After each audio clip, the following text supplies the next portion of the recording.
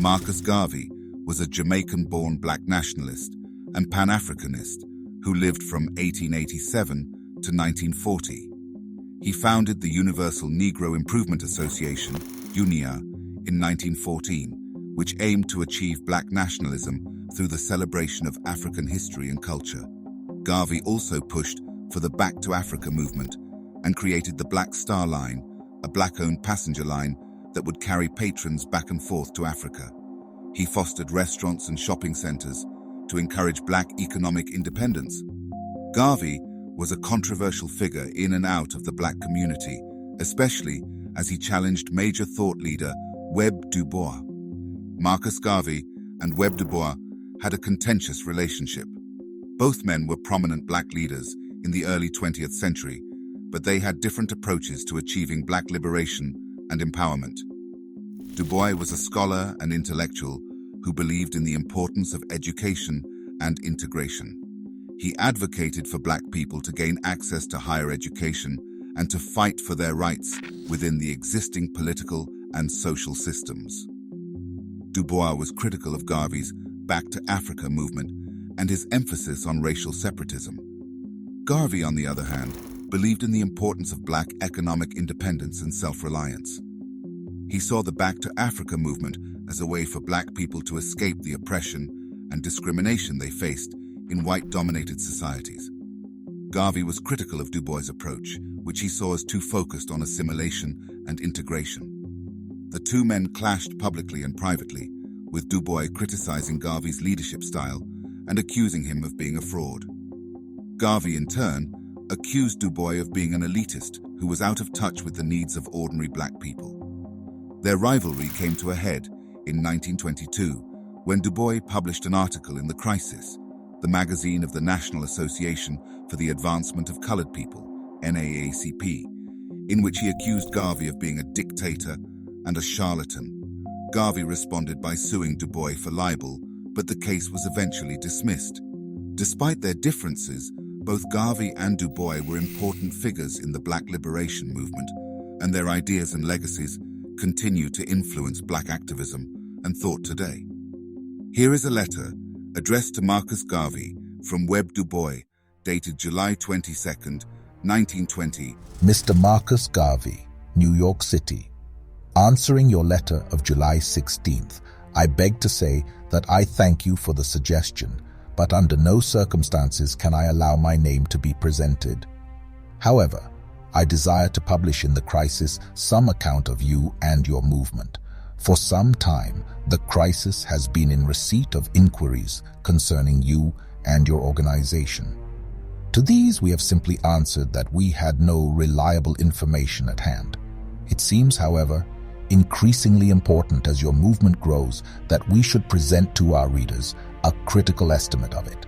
Signed, Webb Du Bois, Mr. W.A. Domingo, New York City. Another letter from Webb Du Bois, addressed to Mr. W.A. Domingo on his opinions of Marcus Garvey. Dear Mr. Domingo, I thoroughly agree with your thesis that in the attack on Garvey, the object should be the opinions of the man and not the man himself or his birthplace. For American Negroes, to a much larger extent than they realize, are not only blood relatives to the West Indians, but under deep obligations to them for many things. Instance, without the Haitian Revolt, there would have been no emancipation in America as early as 1863. I, myself, am of West Indian descent and am proud of the fact. My attitude toward Garvey has been, I think, consistent. First, I want him and all people to have freedom of speech, and I mean by this, real freedom. But the freedom that he takes must be granted to those who do not agree with him. Secondly, I think his propaganda for the most part is absolutely wrong and to some extent criminal. So far as he is wrong, I want to expose it, and so far as it is criminal, he ought to be punished by the courts. I do not, however, believe in deportation for him or anybody else, and I do not believe that a man's birthplace or his race or his color furnishes any ground for attack. You can enslave, what was done for 300 years, the bodies of men. You can shackle the hands of men. You can shackle the feet of men. You can imprison the bodies of men, but you cannot shackle or imprison the minds of men. Garvey was born on August 17, 1887, in St. Anne's Bay, Jamaica. His father was a stonemason and his mother was a domestic servant. Garvey was the youngest of 11 siblings, and his parents instilled in him a strong sense of pride in his African heritage. Garvey attended school in Jamaica until he was 14, when he left to work as an apprentice printer. He continued to educate himself by reading widely and attending public lectures. In 1910, Garvey left Jamaica for Costa Rica, where he worked as a timekeeper on a banana plantation. He then traveled to Panama, where he worked as a laborer on the Panama Canal. Garvey was struck by the poor living and working conditions of black people in Latin America, and he began to develop his ideas about black nationalism and Pan-Africanism. In 1912, Garvey moved to London, England, where he studied at Birkbeck College, University of London, and worked as a messenger and handyman for the African Times and Orient Review, a journal that emphasized Pan-African nationalism. Garvey was influenced by the ideas of Booker T. Washington, who advocated for black economic independence, and by the writings of Edward Wilmot Blyden, a West African intellectual who argued for the importance of African culture and civilization. In 1914, Garvey founded the UNIA in Jamaica. The organization aimed to unite black people around the world and promote black pride and self-reliance. The UNIA also pushed for the Back to Africa movement, which called for black people to return to Africa and build a new black nation. Garvey believed that black people could never achieve true equality in white-dominated societies, and that they needed to create their own independent nation.